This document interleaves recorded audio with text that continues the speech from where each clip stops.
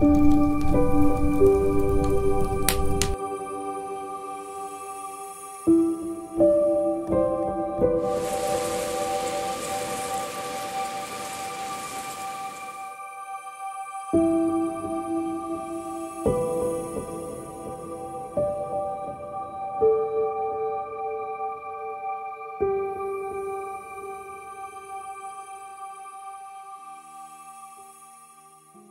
les amis, bienvenue dans cette nouvelle vidéo. Je suis très contente de vous retrouver pour une vidéo témoignage. Ça faisait un petit moment maintenant qu'on ne s'était pas revu pour ça. J'ai fait une vidéo au tout début de ma chaîne YouTube sur les relations sexuelles hors mariage. Et j'ai fait une autre vidéo il n'y a pas longtemps sur la masturbation. Mais j'ai jamais vraiment témoigné du processus qui a été le mien pour arrêter totalement l'impudicité, pour cesser totalement ces choses. Donc il faut savoir que, comme je le dis assez régulièrement, j'ai arrêté les relations sexuelles à proprement dit en 2016.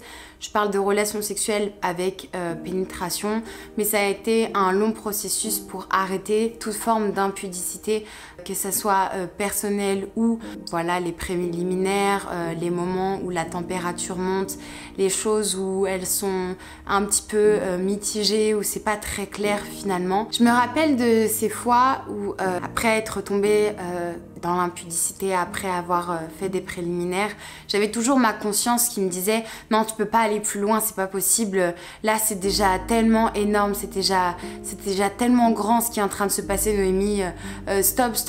Je me souviens de toutes ces fois où j'étais rongée par la culpabilité, par la tristesse, le fait d'avoir à nouveau déçu le Seigneur, en me disant toutes sortes de choses. Comment as-tu pu encore tomber? Comment n'as-tu pas pu tenir une promesse que tu t'étais faite, un engagement que tu avais pris? Comment as-tu pu encore succomber à la chair et à ses désirs? Noémie, tu n'es même plus digne du pardon de Dieu. Mais comment Dieu pourrait encore t'aimer face à cette situation? Ce n'est pas possible. Je me souviens de toutes ces fois où après m'être retrouvée dans des moments où la température était montée, où il y avait eu des choses qui s'étaient passées, d'avoir le visage si démoralisé, si abattu. Mon âme était abattue de ce que j'avais fait. J'étais tellement attristée d'avoir déçu encore le Seigneur. Une fois après être tombée, je suis allée dans la salle de bain et j'avais les larmes qui coulaient toute seule, parce que j'étais tellement triste. Et j'ouvre ma Bible et je tombe sur Romains 7 au verset 14 à 25. Si vous êtes dans le cas que je suis en train de décrire dans cette vidéo, s'il vous plaît, mettez pause à la vidéo et allez lire ce chapitre, Romains 7, 14 à 25. Paul décrivait exactement la situation dans laquelle j'étais.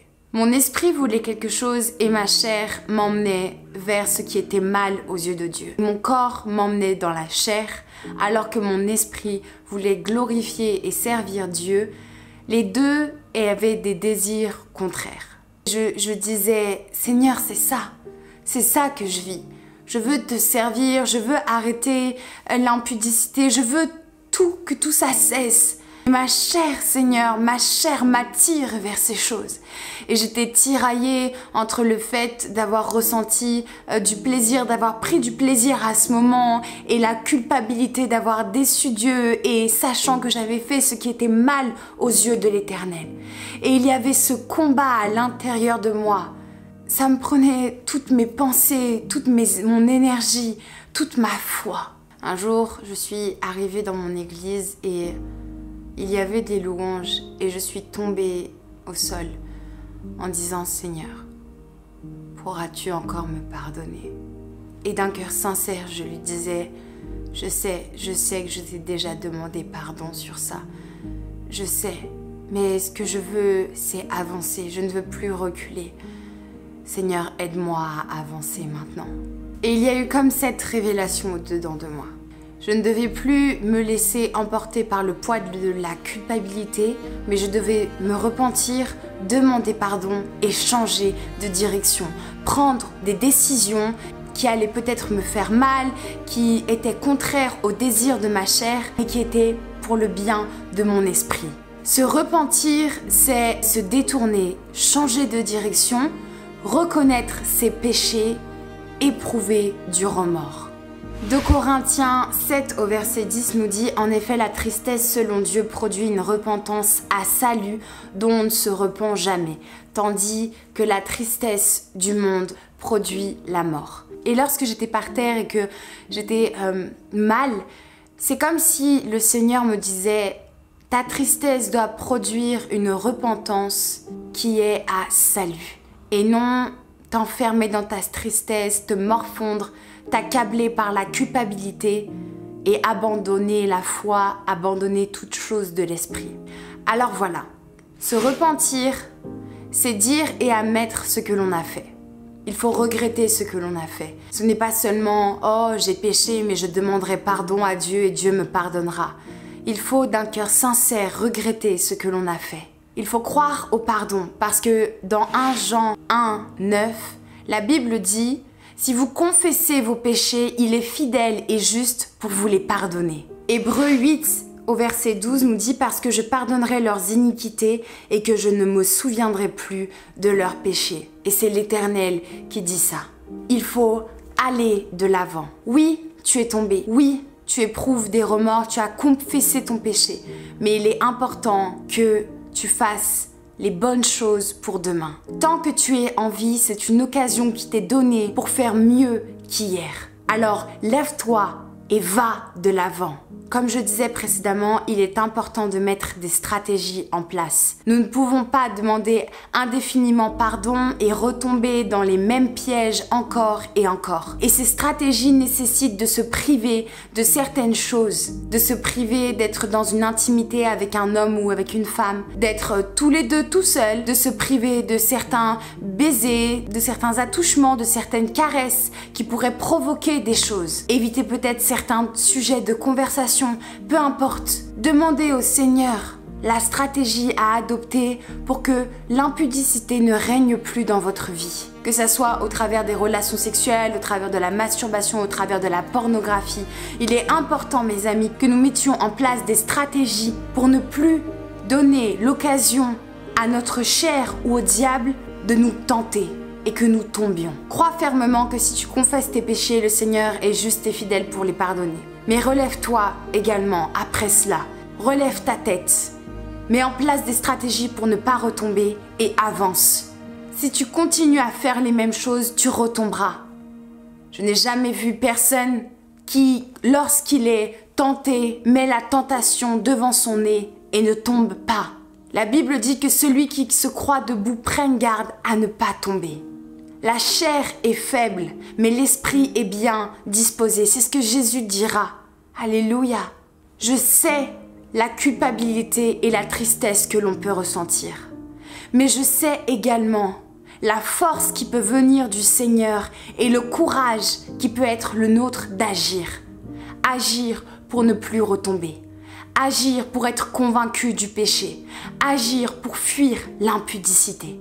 Parce que nous servons un Dieu saint. Et il est temps, mes amis, que nous soyons des sanctifiés par le Seigneur. Oui, peut-être que le monde vous prêche des choses. Peut-être que le monde vous dit que c'est bien. Vous apprenez à vous connaître. Vous apprenez à connaître votre corps, votre partenaire. Mais nous connaissons la parole de Dieu. Et la parole de Dieu nous dit que ces choses sont des choses désordonnées. Je vous encourage de tout mon cœur, de tout mon être. Relevez-vous et changez de direction. Repentez-vous d'un cœur sincère et croyez fermement au pardon du Seigneur, car sa main n'est pas trop courte pour nous sauver. Et le désir de Dieu, dans son amour, c'est que chacun d'entre nous puissions être sauvés. Dieu prend des hommes et des femmes imparfaits et il les rend parfaits en lui. C'est une décision que de suivre le Seigneur. Et cela impliquera nécessairement des sacrifices. Mais sachez que concernant la sexualité, le mariage vous offrira de nombreuses perspectives et un foyer qui jouira du Seigneur. La sexualité n'est pas un sujet tabou. Le Seigneur l'a simplement créé dans un cadre. Ne soyez pas frustrés pour quelque temps en attendant le mariage. C'est une grâce et une bénédiction que Dieu nous offre. Il est temps de changer de direction. PS.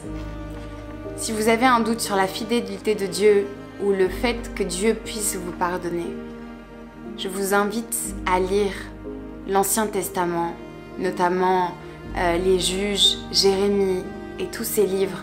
David, qui a commis toutes sortes de péchés, pourtant il était l'homme selon le cœur de Dieu. Dieu est fidèle et juste lorsque son peuple lui demande pardon pour ses iniquités. Dieu reste fidèle pour son peuple. Et ces histoires nous encouragent sur la miséricorde et la fidélité de Dieu. Amen.